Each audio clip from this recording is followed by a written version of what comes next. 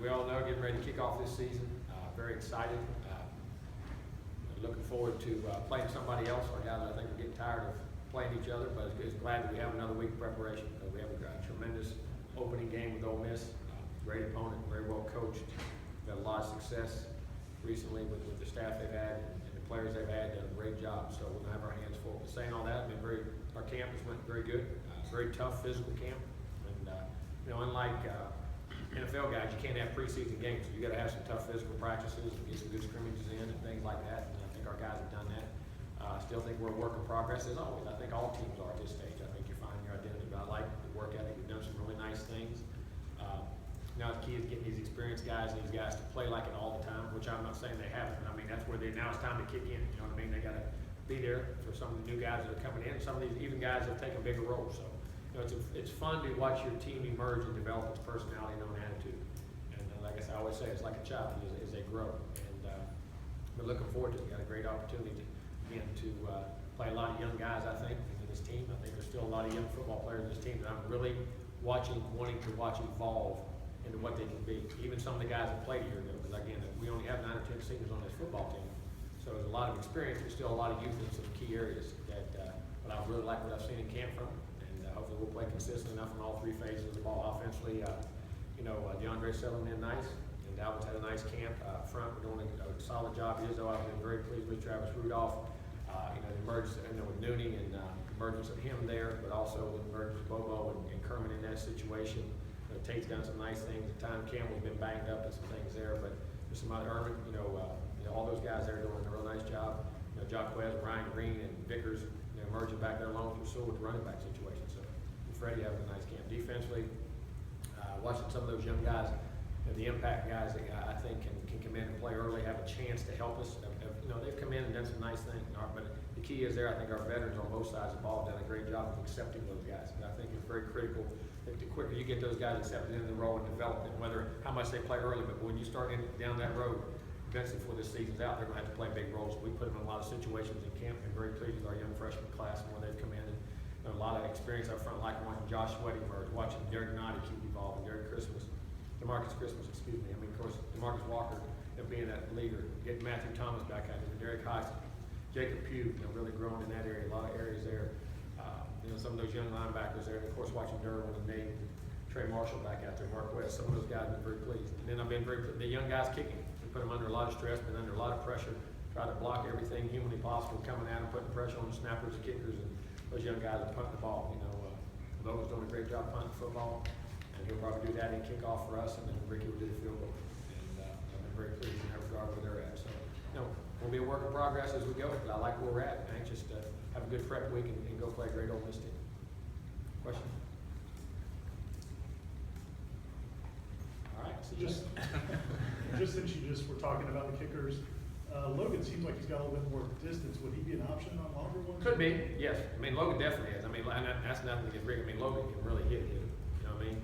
And as I say, Logan's never been really kicking seriously for just about a year is about it. You know what I mean? So he's really going to continue to emerge and grow, and that's why on the kickoffs he'll be kicking for us. Ricky's a great kickoff guy too, but Logan's really, really strong.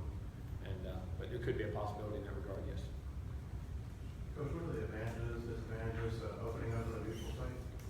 Well, advantages is it puts your team in an atmosphere that, if you're fortunate enough to get into bowl game, major bowl games, playoff games, things like that, you get that atmosphere and environment. You get that again. I think it's great national exposure. I think you get to play an opponent you don't always get to play, top-notch opponent in a big situation like that on national TV, and you get to find out where you're at. You get to find out where your team's at before you go into your conference schedule and on down the rest of your schedule. So I think from that regard, and as a disadvantage, you're playing a great opponent coming off the bat. You're not in your home bed. You're not in your home stadium. You're not. You don't get to grow into the season. And do things like that. But that's part of it. And you have some give, you have some take. But we'd rather find out where we're at and what we're doing. Your program is extremely cautious when it comes to concussions. Are there any players that are still exhibiting symptoms that get into week 1 here? Yeah, there could be, like I said, with Cole Minshew, I said was one that was still in there. Let me double check. Let me get my spectacles out of there. Where we're at. Cole, in that regard, as far as that goes, I think. mean, you're always watching, I mean, the guys that had him, like Alec and those guys, you're always constantly watching those guys that have had him in camp. I think there was a couple others, his name, someone's name on it, who else was in it? Nooney, you know, those guys always have them. We're constantly monitoring those guys, watching the hits, and that's where the GPS can come in and the impacts they get in practice to kill it, you know, continually even see, hey, there's a high impact here, make sure and check on those guys. But, you know, I probably Minshew be the only one I would think, but you know, you never know as you go into it. We constantly, always those guys that first gets that first, we're really careful in the situation we put them in, at least for an extended period of time until they can get help. With Ole Miss, of course, you're going to be going against Chad Kelly and their receivers. What kind of test do you think that's going to be for a secondary this year, especially considering your secondary is going to get a lot of tests with Brad Guy and Deshaun later down the road? Well, I think it's going to be critical because, and I think it's going to be not just them, the up front guys, being able to get pressure, but then on a guy like Chad, being able to get pressure and stay in your rush lanes. I mean, you rush crazy and give him run lanes, and that's where he makes tons of plays, scrambling, get the ball down the field, keeping his eyes up. I mean, this guy's a great competitor. I mean, he does a great job with his arm and his feet, you know, and then their receivers are big, they're strong, they come back to the football very well, use their hands very well, very disciplined in their routes, you know, and how they do things. So, I mean, it's going to be a huge challenge. I mean, the quarterbacks and the passing games we're going to face all year, this one right here is as good as any of them. You look, I think he was 31-13, touchdown to interception ratio, about 310 yards a game, over 4,000 yards. I mean, they ain't scared to throw it. He can run it. I think he ran for about 500, if I'm not mistaken. So, I mean, you know, you're talking about a guy who's one heck of a football player. Jimbo, with the 4 teams making the playoff, is there more of a reason to play such a big opponent week 1? Maybe you have a little bit more time. Well, I think you hope so, but also you're taking a huge risk. Because I think, and I think till the committee is be anxious to see now the teams are doing that, how much they reward the teams that do play these kind of schedules. And if you happen to, you know, the key is a great 2-loss team, you know what I'm saying, which I don't ever think is going to happen for a while anyway. I mean, that's my opinion. But there's great risk. I mean, great reward too if you win. I mean, you can look at things, the glass half full is a half empty. You know what I'm saying? And how you schedule, I think it's going to be key. And I think it's going to be key to watch how the committee views all this as it goes down the road. I think that's going to be very critical. I think I don't know the answer yet. You know what I'm saying? Do you feel, at least maybe from a guess, do you feel like there's less risk now playing one of those big games early on than during the BCS era?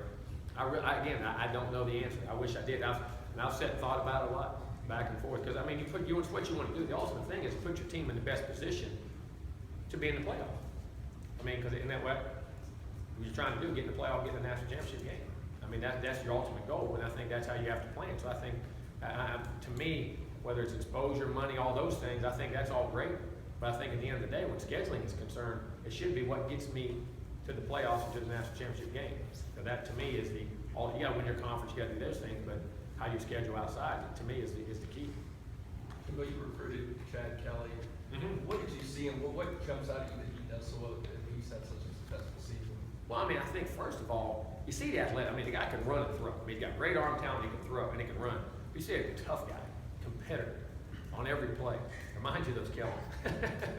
But you know, just like that. And I hate to do that. Say you're like your uncle. I mean, but they were known to be tough guys that competed in character. You see that in how he plays. I mean, this guy is a competitor. I mean, to me, of all the things, you see the physical talents, but you see the competitiveness in him all the time. But you never really had to deal with a place kicker battle before. You've been blessed with small Americans. What was it close? What did Ricky maybe do? Oh yeah, we had Roberto here with Dustin. Well, yeah, I'm You sure. forgot that one, huh? No, we didn't. No, but it was. We just compared and give equal shots, equal situations, scenarios, made it equal across the board on the play. Number of shots, how we did it, you know, consistencies, and you know, like I said, if there's a 70-yarder, you had to hit it to win. I mean, definitely Logan would be a guy you go back there and do it with. You know what I'm saying? But Ricky was just a little more consistent in all the things he did. But still, like I say that, and we act like Ricky, but Ricky still has a great range. He kicks the ball very well. That's a great thing. It's still the first game of the season. By the time this game is over, can you really take a look at your team and say, okay, these are the guys that I have going into the rest of the season? Well, I mean, I think you will for right now. But I think if we're coaching, that group will continue to grow. I mean, that's one of the key things I think is very important. How you develop players and how you bring players along during the season, especially your young guys. I mean, because you can't say, well, okay, I got this group of guys. Well, what if one of them gets hurt and you're not developing anybody behind them? I think you constantly have to build the depth in the way college football is. And that's the other thing. The more games like this you go play, you better have more players at hand. The more players develop because you know, the physicality games, the types of games, I mean, they're going to be tougher and harder. Do you have that confidence right now in your deck? Yeah, I mean, I feel comfortable right now, but never comfortable enough. As a coach, I mean, we're always Debbie Downer now. I mean, I'm gonna tell you, now, we see everything that can go wrong. I mean, and you have to plan for the unexpected. I mean, centers, quarterbacks, kickers, snappers, receivers, tackles, getting the best scenario, getting the best players on the field, defensive linemen, and nickel guys. Now, I mean, we all as coaches see everything that can happen. And we also know how truly ready some guys are. They can be ready on appearance and play well, but we know there's a lot of things that couldn't have been called or things like that, with your young guys. So, from that standpoint, you never, ever, ever have enough depth. I'm tell you that right now. How did Sean hold up after getting out there a couple of days? Good. I mean, he's doing good. He'll still continue in that, and we'll just see how he progresses through. I mean, of course, a little soreness, but as expected. But we try to limit it, and that's what they want. That's what the doctors wanted to do. Is there a chance? Will he have a role this week? Well, I don't know. We'll see. We'll have to play it by ear. I'm gonna get a question from Matt Baker. Matt? Hey, Jimbo. Hello. Just curious, what do you kind of think the atmosphere is going to be like? Ole Miss has said in the past that they're viewing this as a road game and treating it accordingly. So what do you expect the atmosphere to be like, the sound to be like? I'll take a home game. No, I think it'll be bowl-like. I really do. I think it'll be very loud. I think there'll be a lot of energy. First game, neutral site, different play. I know don't bring a lot of people, and they found ways to get different people will find tickets here and there and everywhere they can get them. So, I think it'll be a very dynamic, be a great atmosphere. I really do. I think it'll be like a bowl playoff type atmosphere. Thank you. You're welcome. Thanks, man. Jimbo, a lot of orbs on your tentative depth chart that you guys put out today. I'm mostly curious about the secondary, the star, the corner with McFadden, Lewis. How's that? They'll all be moved in, depending on personnel, depending how we want to play them. They all can play those positions, and how we personnel match up. So I mean, we cross-train those guys all the way across the board in all those different positions. Because if it was a bigger, say more physical guy in there that wasn't as quick, maybe you put, just different body type. Devontae Taylor, Marcus Lewis, him, Trey Marshall at different times. You could even go Derwin in there. And all those guys know those positions. And when we cross-train them, and we have to do that again, because if one end, you got your set, but then if that guy ends, who's the next best nickel? To get your 5 best players on the field. Sometimes you can guy can be in a position to be second team, but then you'll look and you say, well, I want my 5 best players, and he's really not one of the 5 best, but he's a backup that. But also, what that takes, I think, which I'm very proud of these guys, everybody says, well, they can do that. It takes a lot of intelligence. There's a lot of learning that goes on. Well, they can physically do it, but can they mentally learn and train their eyes to do those things? And that's what I've been very proud of those guys in camp. Have done a great job of studying the game and learning different positions, not just physically, but mentally. How has Trey Marshall learned the safety position? He was at star mostly last year. Oh, he'd already learned safety. I mean, we started him at safety when he was at the beginning. Trey can do both and doing it very well. What does he do particularly, at both spots? What does he bring out of these options? Physical, athletic. I mean, loves to tackle, very good tackler in space. Plays the ball. You know what I mean? He can blitz. There's a lot. I mean, Trey's a really good football player. Jimbo, do you believe that there's such a thing as clutch, that some guys perform better in big situations? No doubt. The ones that prepare for him. What's that? The ones that prepare for him. The ones that have the great practice habits. I give the greatest example. The quote that everybody always asks. Ask Michael Jordan, what do you do so different at the end of the game? What makes you so different? Well, his answer was, I'm not. Everybody else is.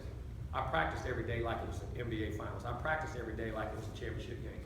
So when those moments come in the game, he was in practice. Everybody else is worried about the results. When I talk about stay process oriented, his habit. Because when pressure comes, your habits come straight to the surface. What you do daily. We can pretend like we all have this image of who we are and what we are. We are what our habits say we are. Because when pressure moments come, and it's like, watch people deal with situations. Or they always revert back to what they knew and what happened before when they make a decision. All the time, most of them. You know what I'm saying? Most people aren't willing to expand out, grow, and do that. And I think the guys that handle those situations the best are generally your best practice players. So there'd be a learned behavior over something that would just be in a guy's DNA, what you're saying? I think it is. I think there's certain guys who maybe through life experiences, I've seen that, where handle those situations better, don't panic, things don't bother them, they've been through some crazy things in life, or maybe even had a lot of those situations when they were younger, and remember how to excel in them. They can keep their poise in those situations, but most of them have, I think there's a little DNA involved there maybe, life experience, and then a lot of practice habits. And having confidence when those moments come in. Too early to tell if DeAndre I'll take it. You know, tell me. You never know on any of them. I mean, I feel good. He's had great practice habits. And the moments we put a lot, that's why I practice, why I'm so hard on guys like I am in practice. People wonder why I'm so hard on quarterbacks. I am in practice. Extremely. It's the only way I can get the stress level up. It's the only way I can demand. It's the only way I can drive. How do you simulate pressure? You can't. Really. That's the best way I know. And try to fluster them, because I don't want them to do it out there. And if they do, be able to, and if they do, then show them how to bounce back. Because I've had practice where I've had quarterbacks who not break, but just get flustered. Then I start bringing them back, and then all of a sudden they come back in. I said, look, you just learned a great lesson. Maybe the one will save you and win you a championship. Because there's going to be tough moments. There's going to be hard times. There's going to be, nothing is utopia. I mean, on anything in football. And those guys that can handle that and play the next play and move on. One of the defensive players said you got mad in the scrimmage and made him live for a play. What kind of things would he do to kind of get you irritated? Sometimes, just decision making. Sometimes you get in that green jersey, you're not used to it. You know what I'm saying? But just the mental capacity to play fast and function. And listen, as quarterback, you don't get a playoff. There isn't nothing. Your mind has to play. You touch the ball every time. Here's what I tell you: the game's about the ball. Don't you watch the ball every game? Everybody on TV, everybody. You're the guy who gets to touch it every play. That's a huge responsibility. You know what that means? I think a lot of you. Now you need to think a lot of us and your teammates to take that responsibility very seriously and do the right things every time. You say, well, yes, or strive to do them, or be doing them in a direction that I think you're thinking the right things. You know what I'm saying? And you're going to learn, and there's curves. And then I'm not going to demand that from you or get like that until I know you understand what we're doing. But when it's time like that, and that's if you're a receiver running a route, that's if you're a tight end, if you're a tailback, you're whoever you are. You guys touch that ball. Everybody on the field wants it. You're the one guy gets it. That's we must think a lot of you. Give it to you. You got to take that as a responsibility. Does he like that responsibility? To you. Oh, he does. And I think, and it's not just to me, it's to your teammates. And them guys are doing everything they can do. Take that responsibility very seriously. And I think the only way you can put stress on them. In terms of putting them under stress and seeing how much it can handle, what's the hardest situation you put them under this camp? A lot of them. I mean, the way you practice them, how you get on mentally, physically. But at the end, I'm going to tell you this: when you put it under, what you got to do at the end of the day, which people no one else sees, that you walk up, put your arm around them, and explain to them exactly why you did it. You can be nice. I always say people that are nice when they coach, they don't ever tell a kid nothing. That's meaner than me yelling at him and telling him everything under the sun and not preparing him for what's about to happen. And that you put him under mentally, tired, sore, banged up, bruised. Just like the guy from the NFL Players Association came out there. Listen, 100% of guys in the NFL get banged up and bruised up. You get hurt. So that's what I tell them here. You're never going to be healthy. If you're injured, that's one thing. You got to learn to play with pain. You have to learn to play with a swollen ankle here and there. You have to learn to mentally grind through when you're tired, when you've had 6 straight days of practice, or it's a 90-degree wet ball out there and it's 92 degree or whatever, and you're practicing. Or you just had 2 bad plays. And then all of a sudden I change it and put the duress right back on. Instead of going away from you, so then I go rest. Now I put the pressure right back on you. You got to make 3 more throws. You got to make 2 more catches. Or you got to make 4 more. You just fumbled the ball. I'm going to give it to you 2 more times right here. When everyone knows you just fumbled and told them you fumbled. See how mentally tough you are. And then walk by at the end of the day, put your arm around him and explain exactly why you did it. And that now when that situation occurs in the game, you're prepared for it. And it ain't because we didn't care, it's because we do care. And I think that's the key to doing all those situations. How much you concern Marcus Haynes, preseason All-American, obviously want to protect your rookie quarterback? Oh, he can rush. He can rush and run and come off the edge now. I mean, he's fast and athletic. But, we got to protect him. But, we got some guys that can rush too. So we try to practice against, all you can do is practice against your guy. But I'm sure that guy is one heck of a player on film. He made a lot of plays, a lot of sacks now. Athletic, changed direction. Boy, he can come off that edge, he can dip that shoulder.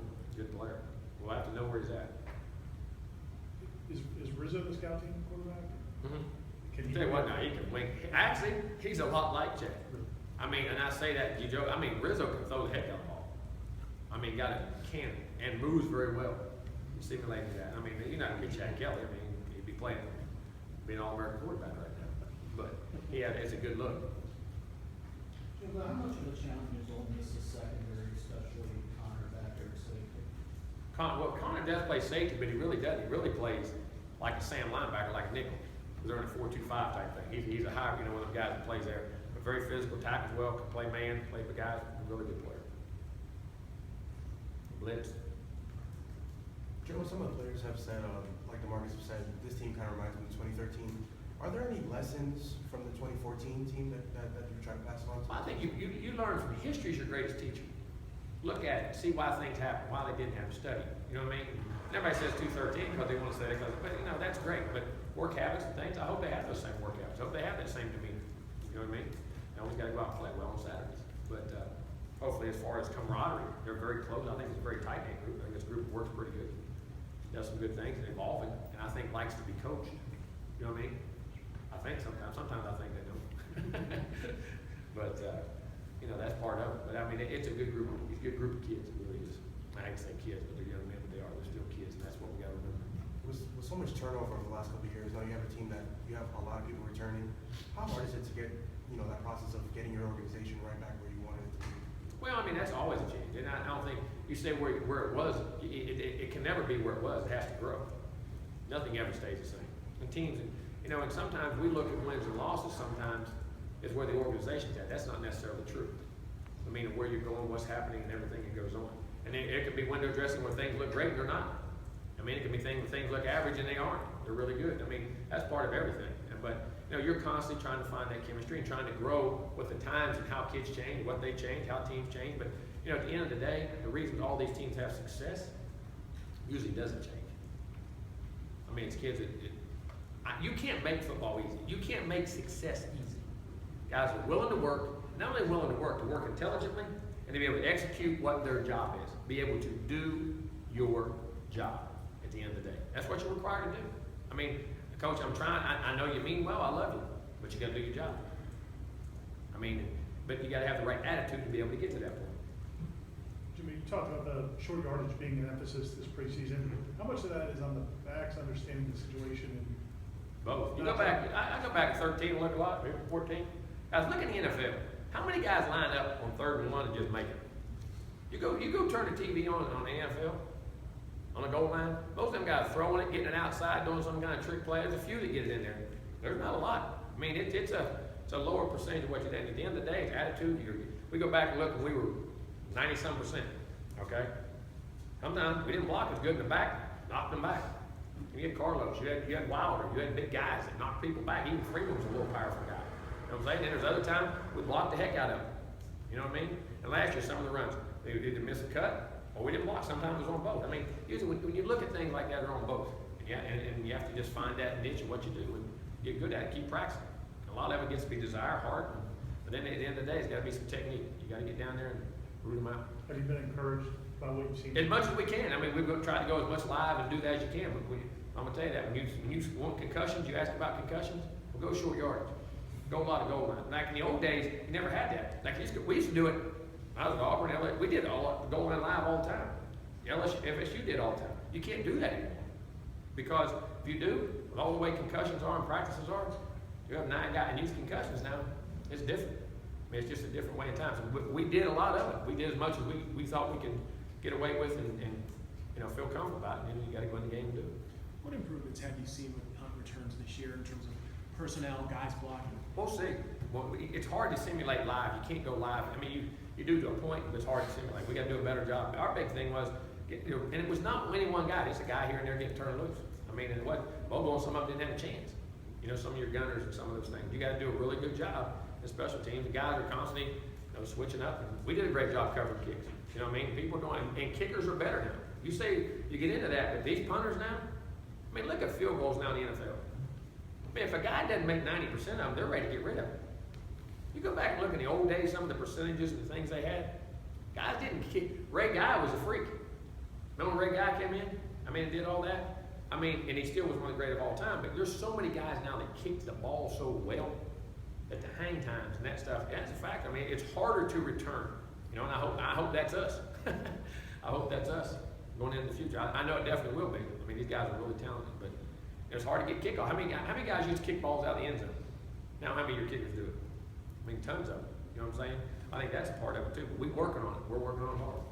Jim, we got a quarterback making his first start in this game. When you've done this before, what keys do you look for in that first series or two to make sure he's getting everything you got to watch for? Well, just his body language, his communications, and you can see in his eyes. You know what I'm saying? And how he responds to you, what he saw, what goes on, how, you know, the team out there on the field is, you know, if they're getting into the formation right, or, you know, if they're doing anything. You can just see from a management process. You know, everybody say, well, I'm gonna guy manage. And now let's get it. I want to clear this up. People say, well, he's a game manager as a quarterback. Good. Every great quarterback I've ever had was a game manager. They all can manage a game. Just because you're a game manager, we act like you're a bad player. That's the first and foremost thing you better do at quarterback. The first and foremost thing. In managing those situations, getting the clock, you know, getting the plays in, missing the signal, getting the 40-second clock, and all those type of things, making sure that's going. And then how he responds to you coming off, you know, body language wise. You know, you may miss a throw here and there, but just you're making the right decision. You're seeing the right things.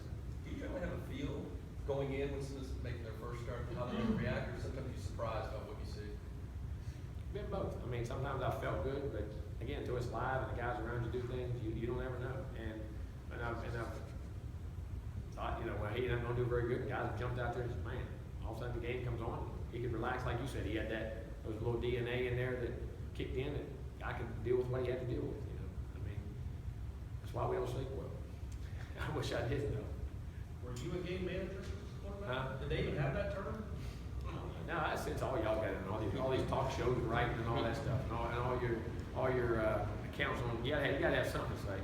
Yeah, I was a game manager because I managed it. You had to. I mean, great. You think Tom Brady don't manage the game? You think Peyton Manning didn't manage the game? I mean, I laugh when people say that. He's a game well. That means he's bad, huh? Ken Dorsey, I think, is where everybody really started. Well, but at the end of the day, he still made those throws. You go look at his numbers; they're pretty good. I mean, he may not have been. I mean, some of those guys like that, you say, well, he may not have been the most athletic, but man, you go look at numbers. You know what I'm saying? The guys getting ball. Because at the end of the day, what's quarterbacking anyway? What's the number one thing? You have two qualities. I've said them 100 times. See if you might pick them up. Win the game. Accuracy. Accuracy is one of them. Decision. Take care of the ball. Decision making. At the end of the day, you talk about athletic. Is he big? Is he strong? At the end of the day, does he make good decisions?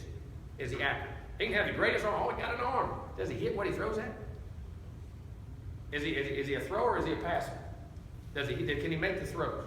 Is he accurate? I ain't been around very good players that miss guys wide open. And does he make good decisions? And decisions mean run checks, pass run checks, read the coverage, go to the right guy. I mean, at the end of the day, decision making and accurate. He can be athletic, he can run, boy, he can throw, he's big. Oh, that don't mean diddly-do. If it was with Tom Brady, Peyton Manning, and Drew Brees at a combine, ain't none of y'all drafted. Am I right or wrong? Ben Roethlisberger, I mean, he ain't run. I mean, those guys aren't throwing the ball 9. I mean, they can throw, but they ain't just phenomenal athletes. They are in their own right. But it's decision making and accuracy, guys. You go back in the history of ball, Montana and all those guys. I mean, it's great when they move. It's great when they're athletic. It's great when they have all that. They make great decisions. Are they accurate with the ball? And if they usually do those things, they usually have pretty good leadership. Because guys like to follow guys that are smart and tough and play and do the right thing. Guys will follow you. At the park, I always tell them, that's why I like watching them guys pick a team. They know what quarterback they want on their team. That's the first one they pick. If you usually don't know those things, they'll pick you. Can you know when you're recruiting a kid if he has that, or is it when you You try to, and not enough. That's why I love to have him in camp. If I can get him in camp and coach him for 2 or 3 days, I can at least get a feel. You know what I'm saying? And you got character. I mean, then you have all kinds of things. In the recruiting process now, you find out as much as you can, and you dig all that. But at the end of the day, you don't know. To the point, you use history and past lessons and personalities and people you know and you judge. But think about the NFL, how all the time they get to spend with those guys, the limited amount of time we get to spend with them. I mean, it's just, you know, how it goes on. And then when people tell you about a kid, what are they going to tell you? If they like him. All the good things. I mean, so it's hard. And in college football, we don't have that time to go. And I'm not allowed out. Time I go out on official visit in December and January, that decision's over with. I'm done. I don't even get to go watch him spring practice. I don't get to see him be coached. I don't get to see him go to, unless he comes to my camp. It's hard, man. We spend a lot of time. You got to trust people and, you know, have connections and try to judge. And at the end of the day, then when you get them, figure out what their strengths are, play to their strengths. Try to get their weaknesses a little better, but try to minimize them. You remember One the more. first time you saw DeAndre in person? Can you kind of recall what stood out to him? I mean, the physical talent jumped out on the film. And you saw him throw his football. Liked it. He was very quiet. easy going, but, you know, still had a little presence about it. Presence, I think, is very important too. That's the other thing. You ever been around very many good ones, they walk in the room, you don't know who they are. And they're not trying to let you know. Jimbo, Great ones know when you walk in the room, DeAndre impressed when I saw him. how rare is it to be able to punt and kick the way Logan is? I mean, you don't see that. And no, you don't. Last time we had with Graham Gano here, Yeah. Graham did it for a whole season. And did it really well. I mean, I think usually guys like that are really good athletes, and Graham was. If you remember, I think Graham was a finalist in the 100 meters in the state. Didn't he run 10.5, 10.6 in the 100 meters? Something like that. Didn't realize how good an athlete he was. And Logan, I mean, Logan was, and so he only really kicked 1 year. I mean, he was a quarterback, linebacker, fullback. I mean, you know, he was a football player. You know what I'm saying? They just happened to have a good leg, and then they figured out, hey, if you did this, you got a future. You know what I mean? And it's really strong. But that is, usually those guys that do that are really, really good athletes. Good. Okay, thank y'all.